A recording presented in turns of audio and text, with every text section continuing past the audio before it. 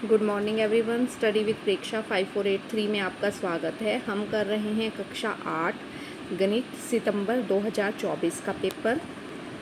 देखिए 5 का योज्य प्रतिलोम जिससे 0 आ जाए। 5 में हम क्या जोड़ें कि 0 आ जाए? -5। ठीक है, तो इसका आंसर है आपका ख -5। 3x बराबर 2x जमा 18। 3x से 2x जो है दूसरी साइड चला गया। 3x - 2x बराबर 18। x बराबर 3 में से 2 गए 1, x बराबर 18। 18 इज द राइट आंसर। एक समबाहुभुज का नाम बताइए जिसके 4 भुजाएं होती हैं वर्ग।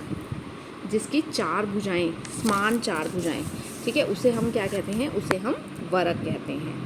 नेक्स्ट वन, एक आलेख संपूर्ण और उसके भागों में संबंध को दर्शाता है। वो होता है हमारा वृत्त आलेख जो थोड़ा और पूरे के बीच में संबंध दर्शाता है। निम्नलिखित में से कौन सी संख्या पूर्ण वर्ग नहीं है? 729 है, 27 का वर्ग है, 121 है, 11 का वर्ग है, 576 है, 24 का वर्ग है, 252 जो है वो पूर्ण वर्ग संख्या नहीं है। सभी वर्ग चतुर्भुज होते हैं। सत्य है। सभी वर्ग जो है 4 भुजाओं से मिलकर बनते हैं। किसी भी विषम संख्या का घन सम संख्या सम होता है। किसी भी विषम संख्या का नहीं, सभी का विषम ही होता है। असत्य है। नेक्स्ट क्वेश्चन पर चलते हैं। 25 और 26 के वर्गों के बीच में कितनी संख्याएं होंगी? जो पहला अक्षर है उसके दुगनी होती हैं। 25 की दुगनी 50 संख्याएं होंगी। समानांतर चतुर्भुज के विकर्ण परस्पर समद्विभाजित करते हैं, एक दूसरे को काटते हैं। किसी बहुभुज के बाहरी कोणों का योग जो है वो 360 होता है। क्वेश्चन नंबर 11, गुणन के अंतर्गत उपयोग किए गए गुण धर्म का आपको नाम लिखना है। देखिए इसको 1 से गुणा की, 1 से गुणा की, वही आ गया गुणात्मक तत्समक। ठीक है, ये क्या है? गुणात्मक तत्समक। और इसमें 19/29 गुणा 29/19, ठीक है, 1 आ गया। ये प्रतिलोम, प्रतिलोम मतलब उल्टा होना।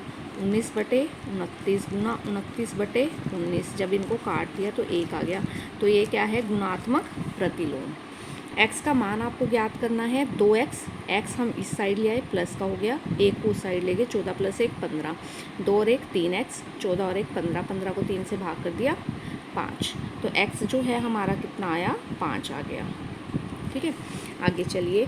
9216 को आपको का वर्गमूल ज्ञात करना है। 9216 का सबसे पहला स्टेप जोड़े बनाएंगे। जोड़े बनाए, 16 और 92, ये लिखी, 81 इसके नीचे आया। 9 का डबल 18। 18 के पीछे अक्षर लगाना है जिसमें 6 है, या तो 4 लगा सकते हैं या 6 लगा सकते हैं। जब हमने 6 लगाया तो जो हमने ये जोड़ा उतारा 1111, जो 1116 जो आया था 6 लगाने से वो आ गया। तो 96 को 96 से गुना करेंगे तो हमारा 9216 या 9216 जो है वो राइट आंसर आ जाएगा। नेक्स्ट क्वेश्चन पर चलते हैं। एक पासे को फेंका जाता है तो निम्नलिखित घटनाओं से प्राप्त होने वाले परिणामों को आपको लिखना है। 5 से बड़ी संख्या नहीं, मतलब 5 तक की सारी संख्याएं 6 को छोड़कर, 1 2 3 4 5। लूडो का डाइस की बात हो रही है, लूडो के पासे की। एक अभाज्य संख्या, अभाज्य संख्याएं कौन सी हैं? 2 3 और 5। एक सम संख्या 2 4 और 6। ये परिणाम हमें जो है वो मिल सकते हैं। अगला क्वेश्चन, किसी समानांतर चतुर्भुज के 2 आसन कोण, सबसे पहले हम बनाएंगे समानांतर चतुर्भुज। 2 आसन कोण जो आपस में जुड़े हैं, 3x और 2x। 3x के सामने वाला 3x, 2x के सामने वाला 2x। 3:2 है। समानांतर चतुर्भुज के सभी कोणों का माप ज्ञात कीजिए। 3x + 2x, 3x + 2x बराबर 360। चारों कोणों का जोड़ 360।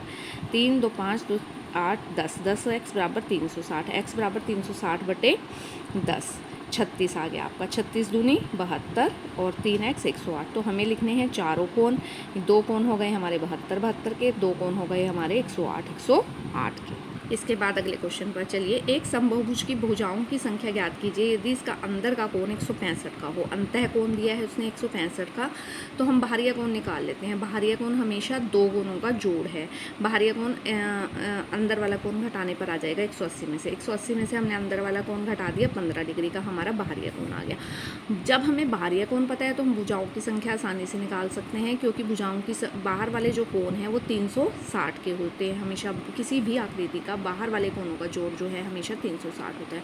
बाहरी कोणों का 360/15 हमने कर लिया, तो 24 भुजाओं का ये बहुभुज है। आगे चलते हैं। निम्नलिखित रैखिक समीकरण हमें हल करनी है।